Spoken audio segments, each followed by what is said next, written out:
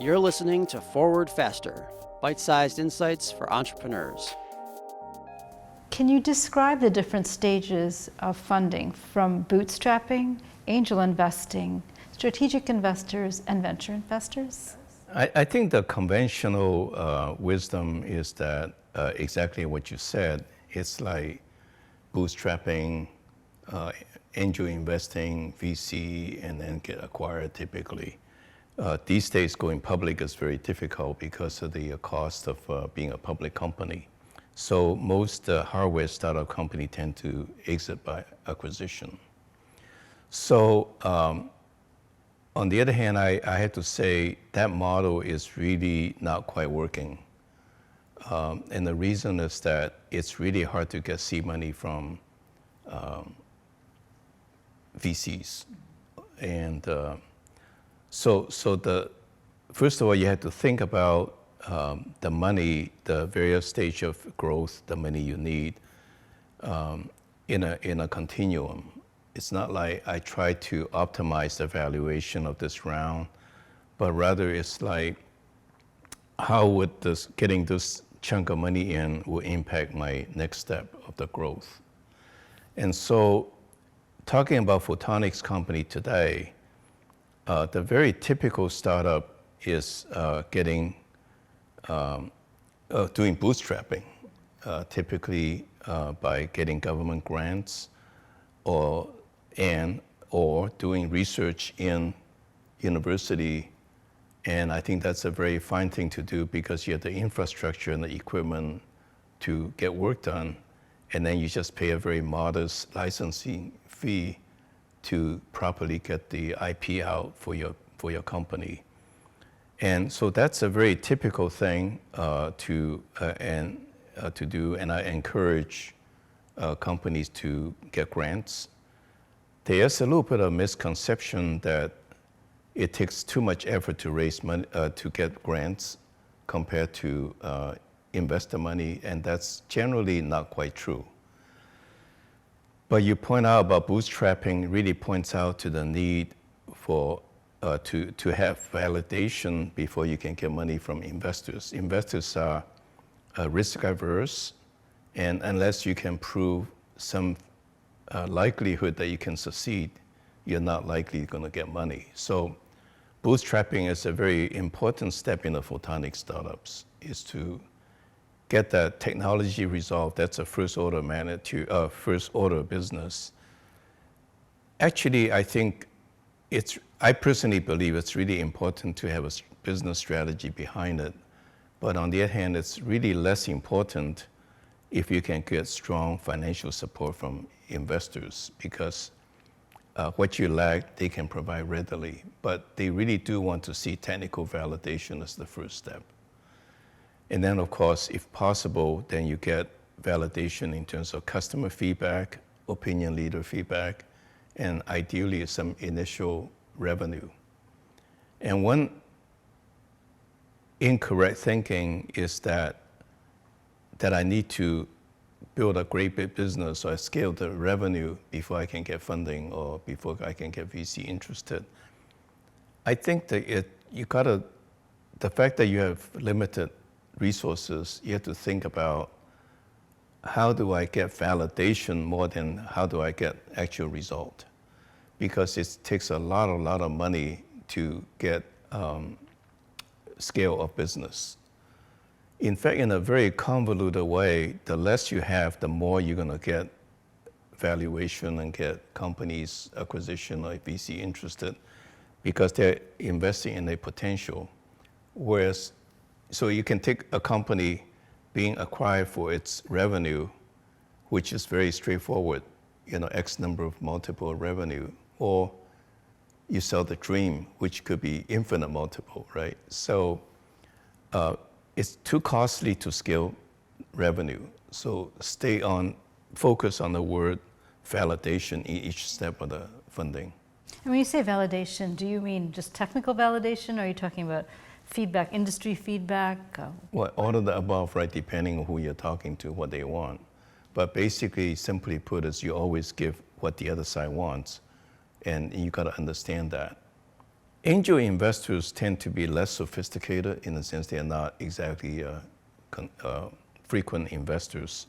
So they can be side reasons. They like you, they like the technology, they like the business area, they think it's hot, it's a useful area, or an area they're interested in.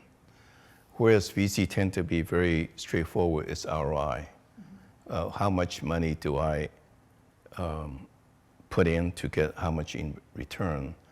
And so I think it's a lot more difficult to get VC money than angel investors, which can be big investors, can be deep pocket too. So where do the corporate strategic investors fit in this continuum of money? Well, I think there are two kind of corporate investors when you think about it. One is that corporate VC dabbling around investing, and those generally are not very helpful, and yet I think that is the trend to separate the corporation from the corporate VC. So if you really want to get acquired, I have a very simple way of reasoning, is to get corporate investing rather than corporate VC investing. And again, I think there's a misconception to sort of, when you have a lot of validation to get corporation interested, I think you have to think about the internal advocate's career path.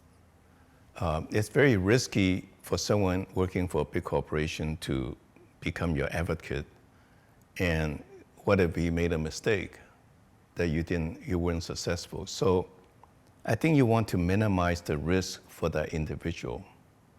And so in my mind is to actually approach corporations early, and you get someone a really good deal in a small amount of investment, and that individual can go back to a corporation and say, hey, it's $500,000, $1 million investment, gets me a window into the marketplace. I'm in business development. I think this is our area. We should do it. And you don't quibble about valuation, but make him a really good deal. And that's good for his career. You have to think about the career path of the internal advocate. And the next step is that 6 months, a year from now, you need more money and you had significant accomplishment. That enables that individual to go back and say, hey, look, I made a right recommendation and now they need more money. I think we should go for it again. And so this way then you eventually get him into the loop to continue to support your different phases of growth. Again, I think corporate VC, it's really no different from VC, but got more packages. But if you have to take the money, that's what you do. My experience is that the few companies I'm working with today, the management all actually don't really want to talk to VC.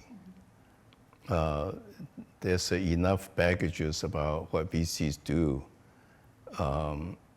And as a practical matter, you have to understand VCs are focusing on return on investment. So just imagine you walk into a deal, aside from hand waving, we're going to be worth $1 billion. Generally, people thinking, well, if I give investors a 5 times return in 10 years, that's what typically hardware business takes these days. That's a pretty good return. But if you calculate it on a percentage basis, it's not a very big number.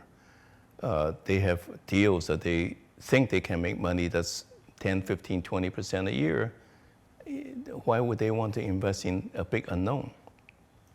So I think the path I described, bootstrap, or you described, bootstrap and get some angel money to validate the business and go from there and maybe try to get acquired in the process. I think that's more likely the case today.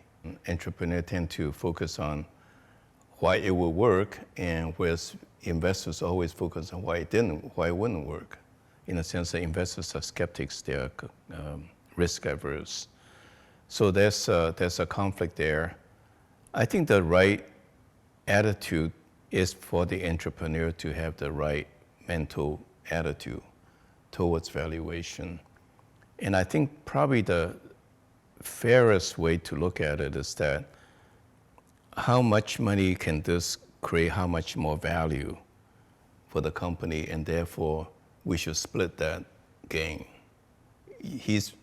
The investors are providing the capital I need, and I'm providing the technical ability or the ability to get it done. And I think that's probably the most logical way of looking at it. But again, if you want something get done, you want to think about how the other side looks at the situation. And I think entrepreneur has to think about what investors need in order to justify making the investment. What are some personality traits that are both a turnoff or really endearing in an entrepreneur? Well, I think being realistic is important, being competent, and so forth. The list could be very long, but for sure, a big turnoff is a guy who's very arrogant. I mean, it's a fine balance because you're looking for somebody that's very self-confident and very optimistic. On the other hand, you're also looking for somebody realistic. So it's a kind of a hard judgment call. But you can assess the guy or the person's arrogance by taking credit that's undue, because it's usually a teamwork of what got accomplished. Like boasting is definitely an issue. And then just take a little bit of interaction to further decide whether you want to work with a guy or not. For a technical person, it's a really, really hard message to convey because in a technical presentation, you're expected to be thorough, and therefore it's all very long. But just the opposite in the the fundraising pitch is that it has to be very short because investors don't have time. Second is that they're skeptics, therefore they're looking for reasons not to invest. Therefore, the more you say, the more they have to use against you. So it's to provide the hook, so to speak, to get them interested. And then if they're interested, there will be follow-on meetings, or you can have additional slides to support your claims, and then you can convince them. But you asked a question about first impression. First impression is very important, right, in our decision process. So it's really important for the short first meeting to create an impression that they're interested, that, oh, I should be interested. Then all of a sudden you're already starting from a good starting point.